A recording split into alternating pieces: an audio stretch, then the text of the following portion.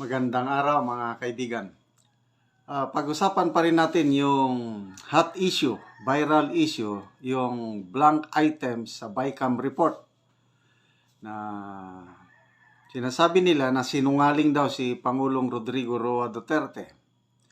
Okay, so sa wakas nagsalita na si Senator Chis Escudero tungkol sa issue na ito.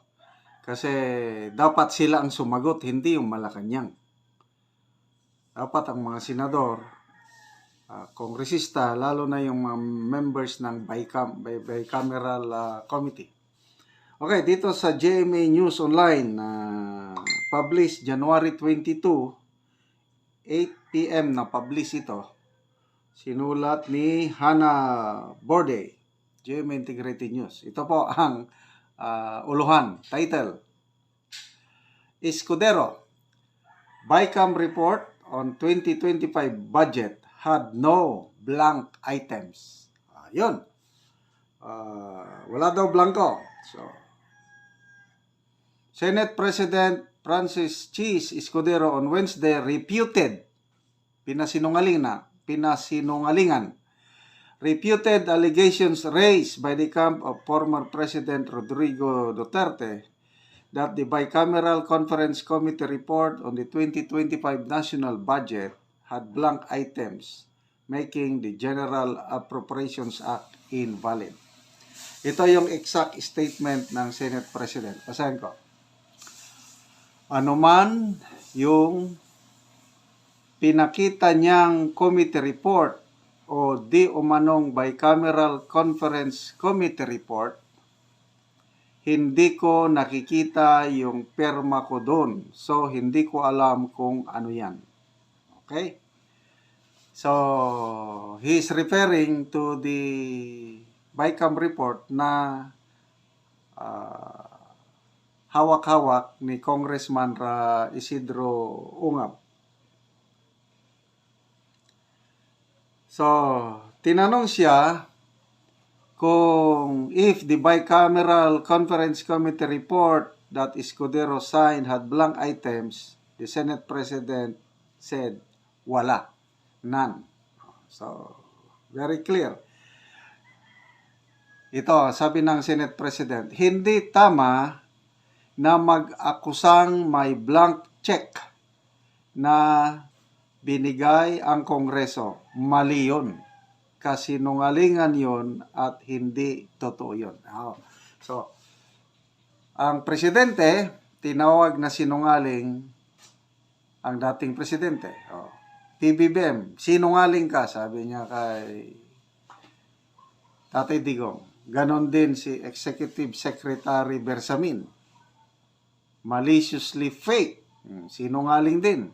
Ito na, pangatlo na ito, Senate President Escudero, sabi niya, kasinungalingan yun at hindi totoo.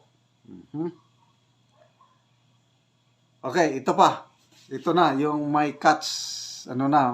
Dito ka na mag-question mark. According to Escudero, the Bicameral Conference Committee report, which he signed, has a provision. Tingnan niyo itong provision, provision that allows the Committee on Appropriations and Finance to correct and fill items that might have been overlooked, noting that there are 200,000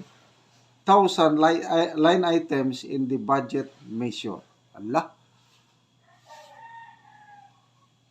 Yung members ng Committee on Finance and Committee on Appropriations, pwede daw silang mag-correct and fill items. Ano ibig sabihin? Kung may blanco, pwede nilang i-fill in. Yun bang ibig sabihin nito? Ito pa. The BICAM report also contained a provision that states that if there are differences in the General Appropriations Act and the Bicameral Conference Committee report, the enrolled copy of the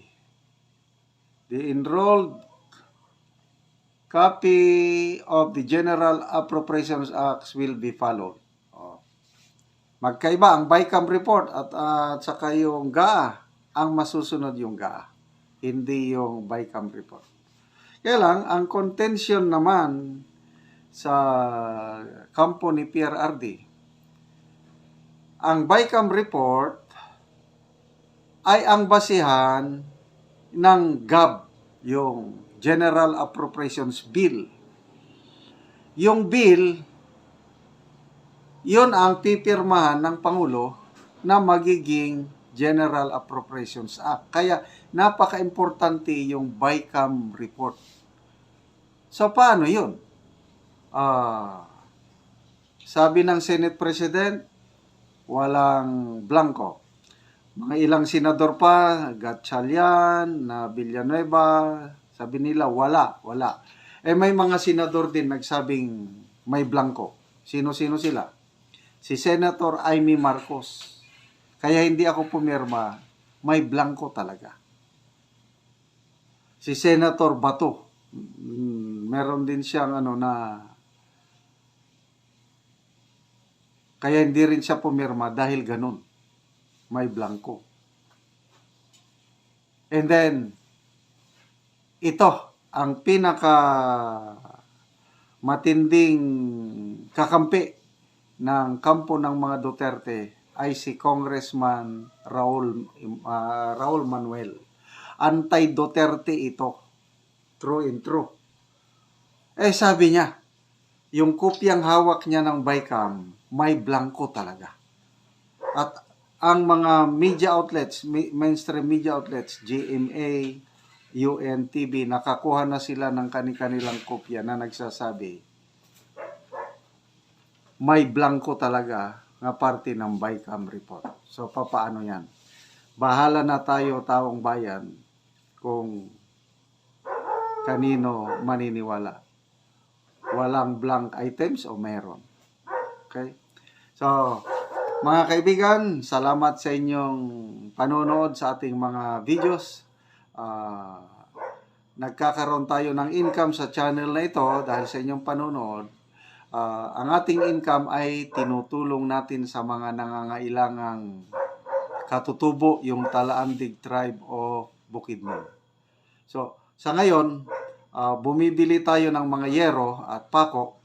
10 yero, 10 pirasong yero at saka 10 kilong assorted nails ang ibinibigay natin bawat pamilya na kawawa. Either tumutulo na yung kanilang roofing or bubong or sira-sira talaga kaya magpapatay sila ng bagong bahay. Yung iba naman wala talagang bahay, nakikitira lang sa mga kamag-anak o mga parents nila. So salamat sa inyong panonood, nakakatulong kayo sa kapuspalad nating Talaandig Tribe.